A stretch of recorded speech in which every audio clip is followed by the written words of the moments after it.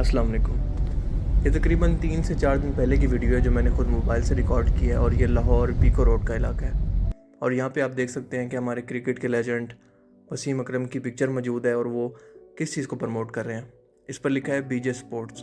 बीजे sports एक gambling की नई एप्लीकेशन है, और ये ऑनलाइन गैम्बलिंग के लिए इस्तेमाल होती है, और इसको सरेआम प्रमोट किया जा रहा है। अब आप मुझे सोच के बताएं कि क्या एक ही मुल्क के अंदर रहते हुए दो मुख्तलिफ लोगों के लिए अलग कानून हो सकते हैं।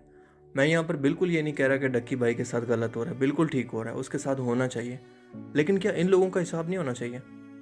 क्या ये कानून से आज़ाद हैं? क्या ये ताकतवर हैं, इन्फ्लुएंशियल्स हैं, इसलिए इन लोगों का हिसाब नहीं होना चाहिए? और इस्लाम भी तो हमें ये सिखाता है कि एक माशरे के अंदर जब गरीब के लिए अलग और अमीर के लिए अलग कानून होता है तो वो माशरा बर्बाद हो जाता है। आप देखें कि बाहर के जो मुल्क हैं, वेस्टर्न मुल्क हैं, वो इसी वजह से हमसे बेहतर हैं, इसी वजह से तरक्की कर रहे हैं। हालांकि वहाँ पर कुफर का निज़ाम है, लेकिन वहाँ पर इंसाफ है।